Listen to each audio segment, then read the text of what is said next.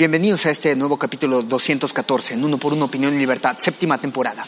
En este foro, en este nuevo programa, estaremos conversando con Alma Alcaraz, secretaria general en función de presidenta del Comité Estatal del Partido Morena. Aquí en Uno por Uno, Opinión y Libertad, comenzamos.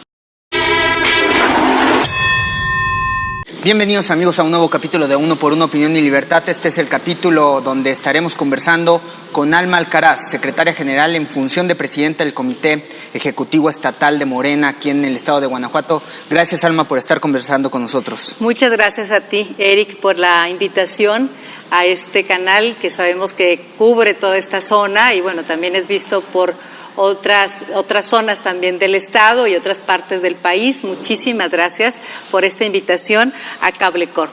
Eric. Muchas gracias nuevamente por estar aquí. ¿Siempre tuviste la claridad para dedicarte a la política en tu vida? No siempre.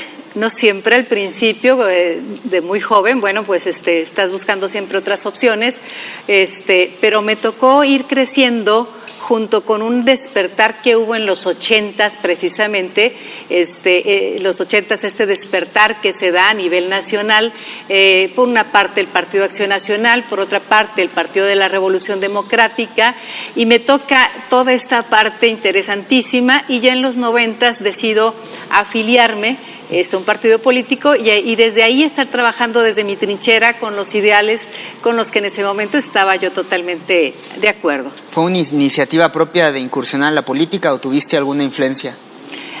Fue propia, fue personal y obviamente, bueno, un poquito el tema de la familia, pues por supuesto que sí, ¿no? Porque finalmente, cuando estás dentro de una familia y estás, contagiada por las ideas, ¿no?, que se están manejando y sobre todo la idea de generar un cambio en el país, un cambio de las cosas que ya no estaban sirviendo en ese momento en el país y de los síntomas que se tenían y ese despertar que hubo, pues yo creo que fue una combinación de muchas cosas, Eric.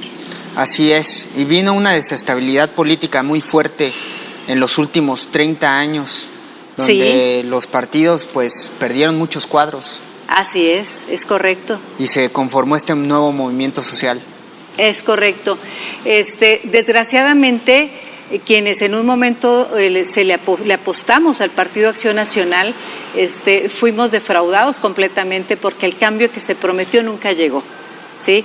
El cambio que se dijo y por el cual se luchó durante muchos años no llegó.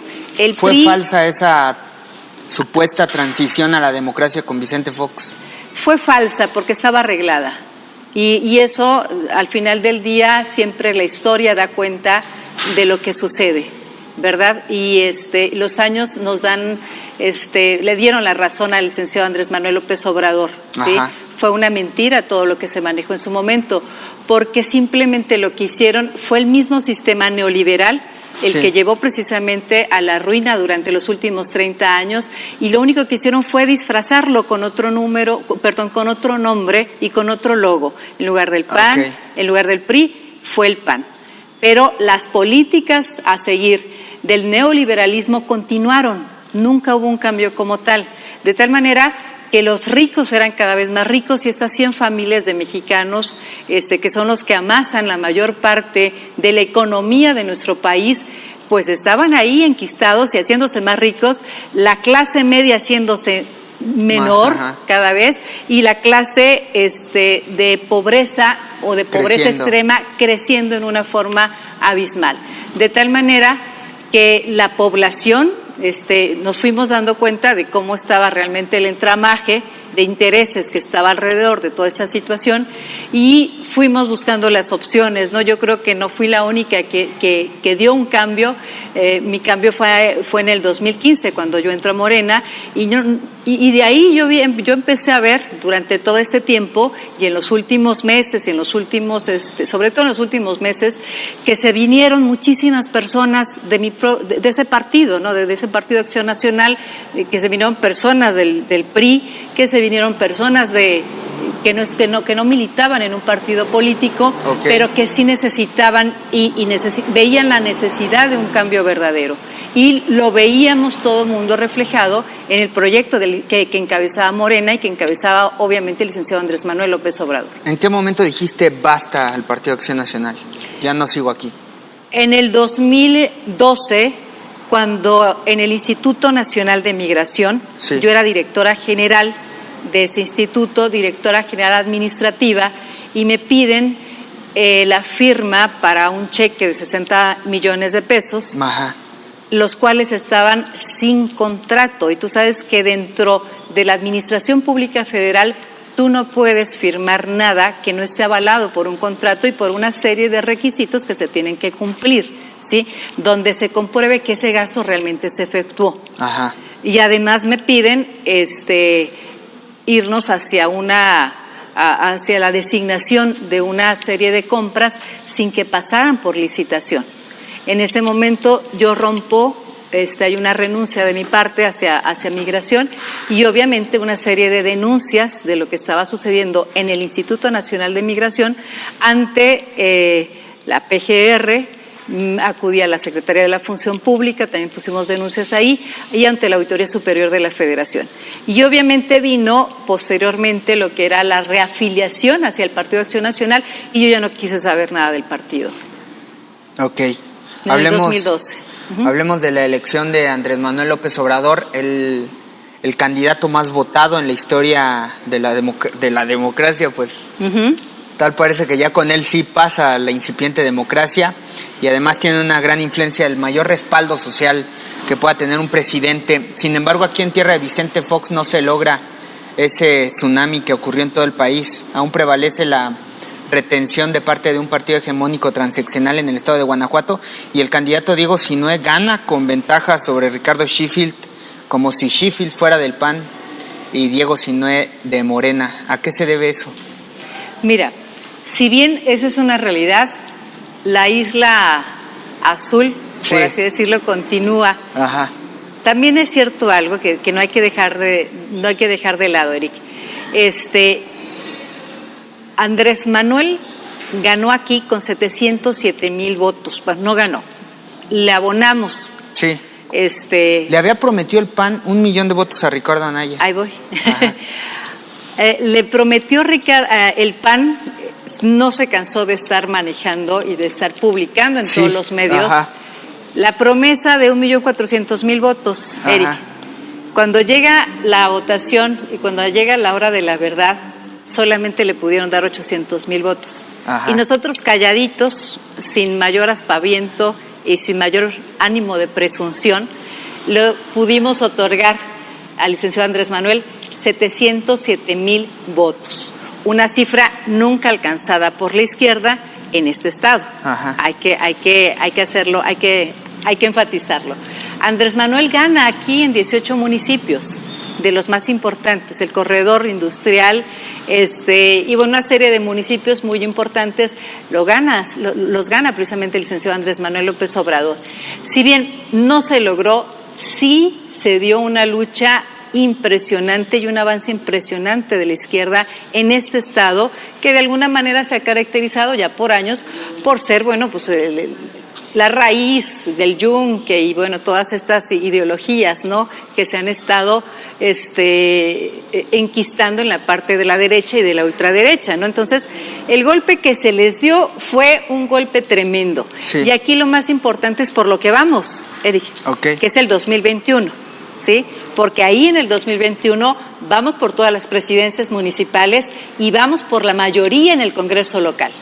¿Te pareció bien la elección de Ricardo Sheffield como el candidato a gobernador? Yo creo que no pudimos tener mejor candidato. Fue un muy buen candidato. Ricardo dio la pelea, el discurso de Ricardo fue convincente, su cambio inmediato tan rápido del Partido Acción Nacional a Morena, ajá, yo creo que lo asimiló sumamente bien. Es un hombre que estudia, es un hombre que se prepara y finalmente yo le estuve escuchando, estuve en varios de sus eventos y el discurso muy congruente, muy congruente, y sobre todo algo bien importante, ¿no? Se puso la camiseta de inmediato. No tambaleó, no titubeó, en ningún momento titubeó, y le metió muchísimas ganas a una campaña que tuvimos, como pocas de las que hemos tenido, que también hay que decirlo, históricamente también le aportó a votos importantes en la gobernatura, porque en la gobernatura tampoco traíamos un historial muy bueno. Ok, ¿qué opinas del Instituto Electoral del Estado de Guanajuato? El Instituto Estatal Electoral del Estado de Guanajuato es un instituto que trata de llevarse y de manejarse de una manera formal.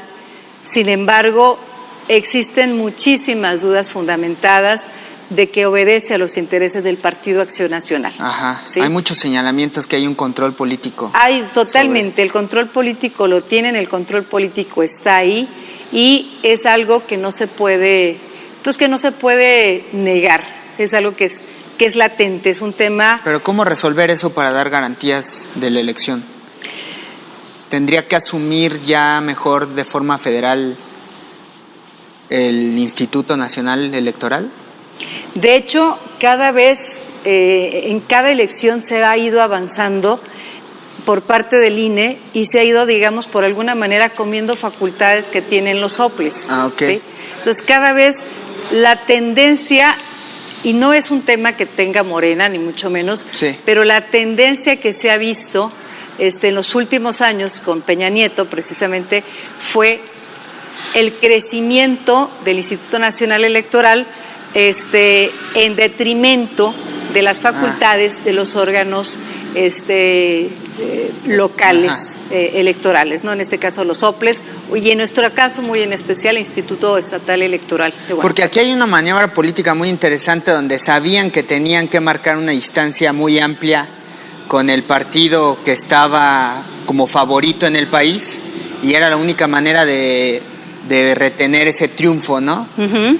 Con la ayuda del PRD, donde en todo el país no tiene votos, pero en Guanajuato resulta que es un fenómeno el PRD. Así es, Pero en el caso de Puebla no ocurre. En el caso de Puebla y ya se es está diferente. Cayendo ahí. No, pues ya se cayó, ahí van por la segunda vuelta, ¿no? Ahí van ya por Sería histórico eso. Histórico, es un tema interesantísimo el tema. El caso Puebla es todo un tema sumamente interesante. Representativo, en donde, bueno, pues se lanzan de nuevo las elecciones ahí, ¿no? Es todo un proceso, pero es interesante porque al final del día... Y además una familia le está entregando el poder a la misma familia.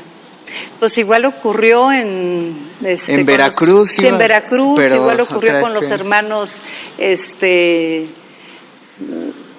Coahuila. Ajá, sí. Con los hermanos de Coahuila. Igual Moreira. Ocurre acá en Oaxaca, que el padre le entrega al hijo, los Murat, los Murat, que si bien hubo algunas diferencias ahí en los sexenios, pero al final del día son como este tema de virreinatos. Así es, ¿no?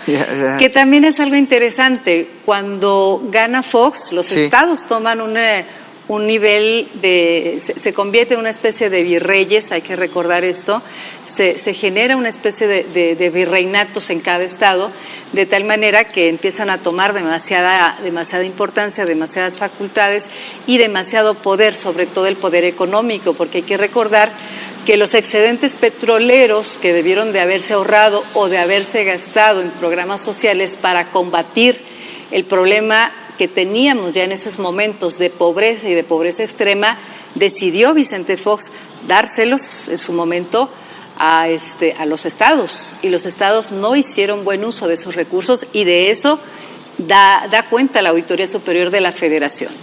Bien, si me permites, vamos a hacer una breve pausa y les recuerdo que estamos en redes sociales para que envíen todos sus comentarios. Ya regresamos aquí a Uno por Uno, Opinión y Libertad con Alma Alcaraz.